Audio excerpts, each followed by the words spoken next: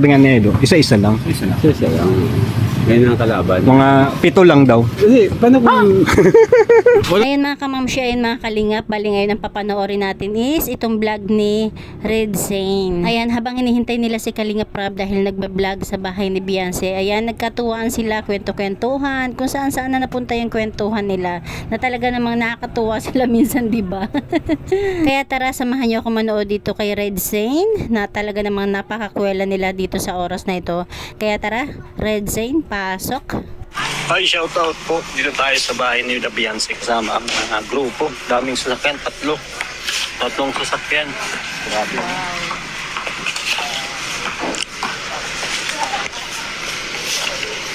Ayan, shout out kay Grace. Lagi na kasama ni Kalingap Rab ng K-Boys.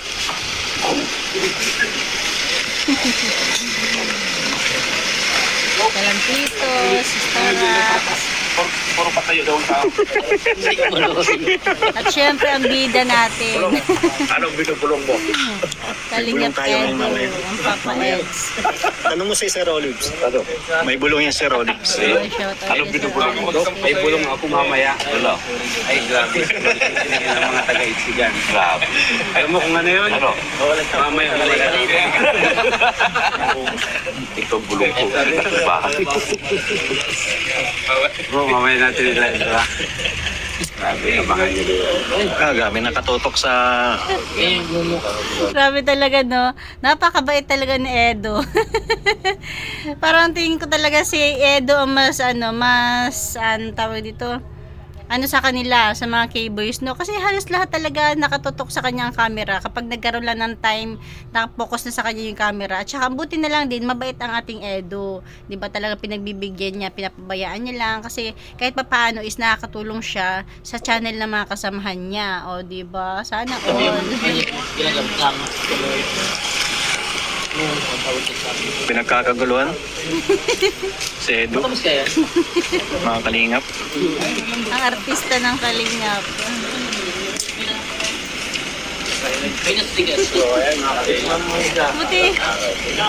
Buti hindi nako-conscious ang ating Edo, no? minsan nga nagpapakingkoy-kingkoy pa yan eh. Nga nga. Kayo ng ibon yan, pwedeng kayo ng tao. Nga nga ba yan? Nga nga. Hindi. Ay, hindi.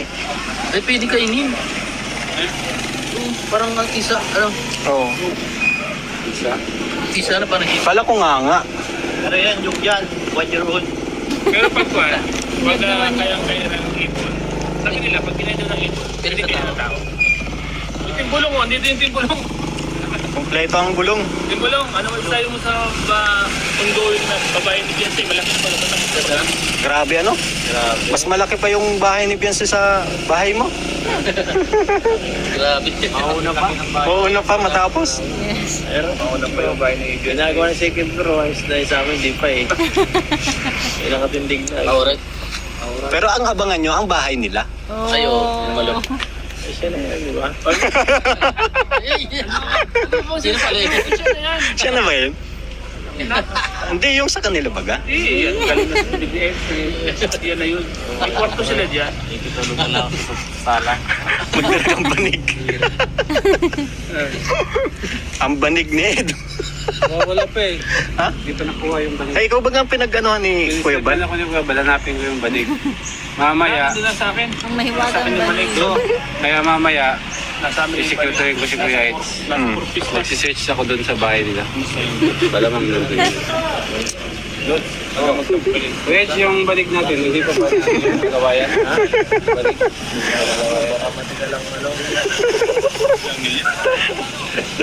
Hindi lang visa. Baka na wala nga yung visa, no? Mga mapaso.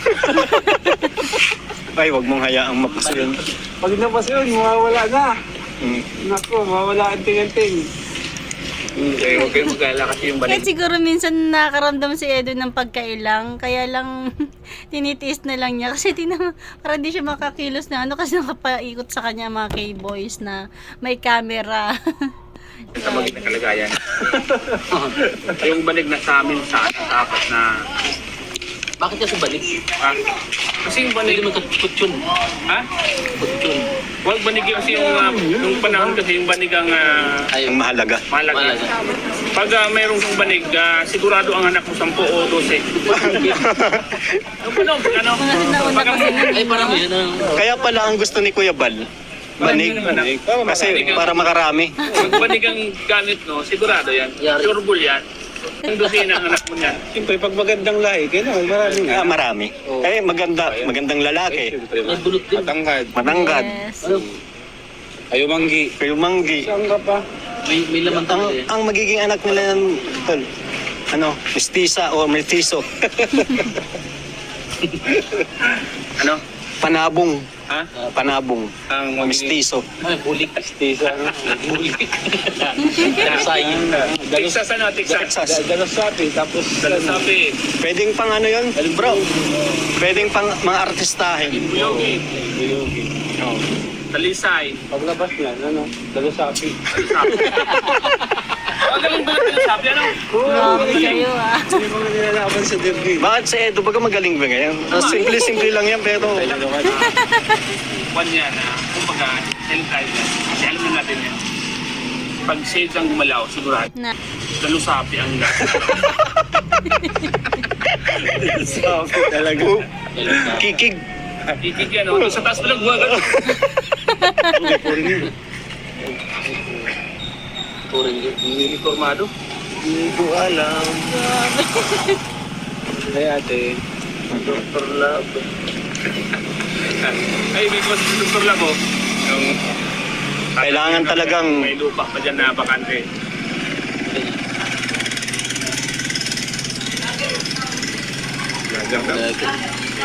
Lagi. Yan ang bayad kasi. Yan, naglabas na rin ng camera si ano. Kikig talaga yung kikig. Kalampitos. Kikig. Kikig.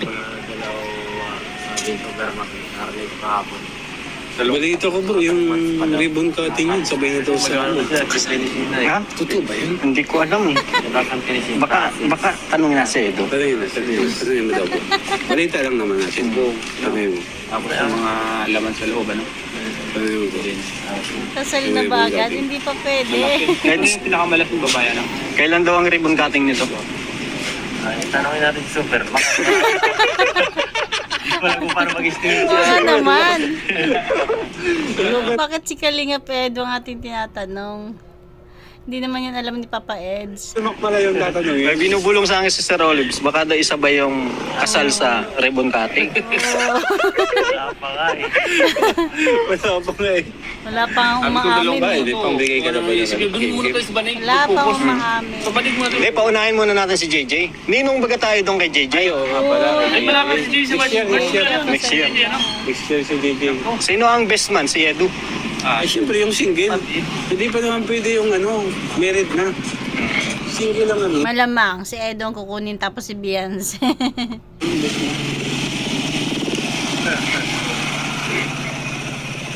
Ring bearer si Rabay. Sigurado. Matik. Parang Ang bata pa abangan rin natin na bro, JJ, yung mga no? abay. Ay, yung mga abay. Dami niyan. Tapos yung ihahagis na Pira. Hindi, flowers na ihahagis. Flowers. Unahan kung sino makakahawak. Yan. Kalilo. Walaan, siyempre. Meki, ano ka ba? Paano yung kung nakahawak nun yung may asawa na? Paano yun? Ipasa mo sa wala? Pasa mo sa wala. Automatic. Para wala. Ay, di dapat.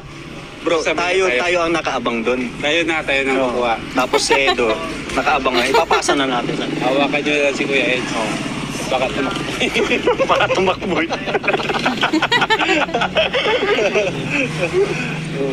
Kaya na kukuha, Hmm. Sabay pasa na lang. Baka tumakbo eh. Baka tumakbo eh. Pasa ko tayo, no? Ay, huwag mo ipasa. Pag hawak mo na yung pan, huwag mo na ipasa. Ibigay mo kagad kay Beyonce. Nakulak yun. Ganun ba yan? Pag nakuha mo ba, ibibigay mo? Automatic yan, bro. Kaya wala nang sabi-sabi. Ipasa mo kagad kung sino yung mahal mo. Huwag mo na ipasa. Siya yung magsusuot ng ano. Di ba, parang yung susuot niya doon sa medyas. Ng medyas? Parang ganun ba gayon? Di ba ba Kaya gayon? yun ang tawag doon. Yun, sa kasal na yun. Oh, Sa kasal. Kasal ba kasi ano? Pagtanggal.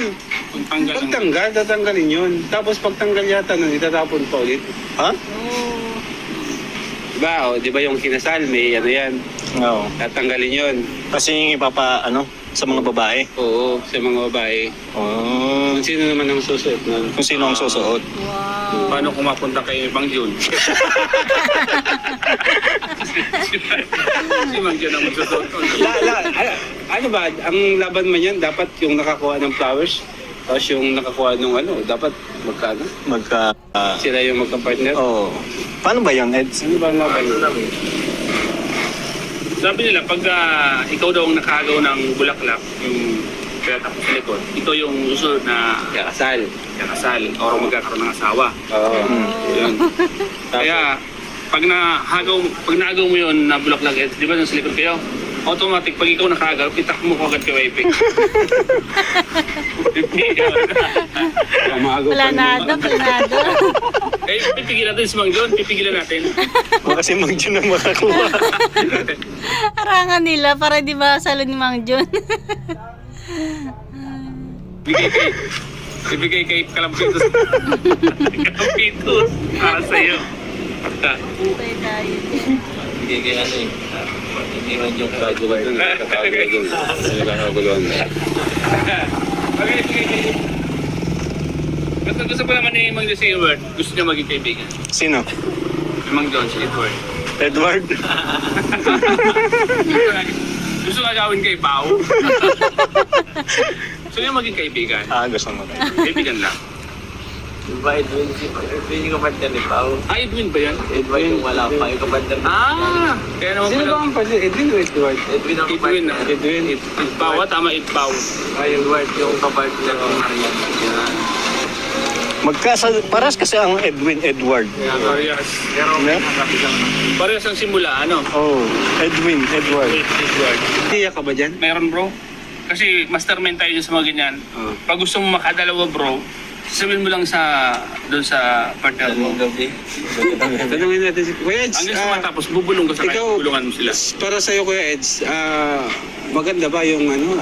Kambal? Ano ba, magkaanak ka, kambal una. Okay ba sa'yo yun? Oo nga, dalawa lang kaso. Baka mahirapan yung asawa mo. Ay, di naman. May CS naman ba kanta yan? CS. Kasi saka, pag kambal yung laman ng tiyan, automatic na yan bro. Kuwan man ba yan? CS yan, CS. Hindi yan, sis. Depende sa'yo. Depende man kung kaya. Kung kaya, di wag na. Oo. Pero kung di talaga kaya, talagang naman kapag buntis na. Pero kay Eds, anong gusto mo, Eds? Kambal ba or isa-isa lang? Isa lang. Isa-isa lang. Marami. Parang hindi kawawa yung asawa. Oo. Kawawan talaga pag dalawa na bro. Oh, di ba? Kahit paano, kawawa naman. Oo nga naman. Sa pagdala pa lang, no, tapos paglabas, ay naku, kawawa naman talaga. Siyempre, Tapos masakit, tapos siguro pang isa. Siyempre, luluwang na. Ilang Talaga Yan naman, naman yun. sino yun? Grabe ka, ah. Yun naman talaga kasi lang siguro ikuan yun, baga.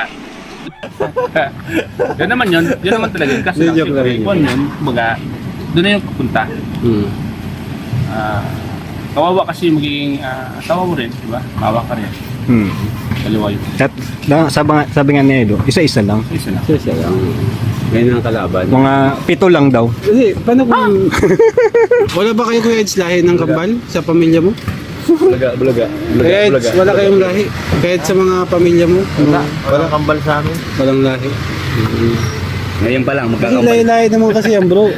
Hindi, malay mo si Beyonce merong Lahi-lahi lang.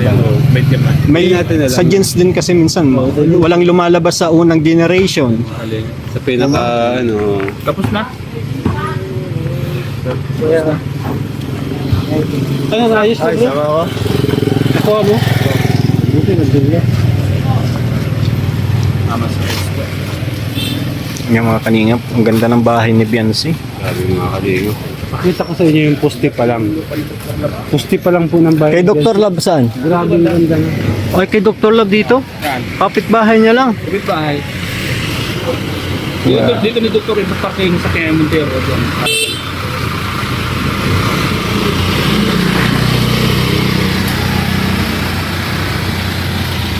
Ano masasabi mo bro sa bahay ni Chelsea bro?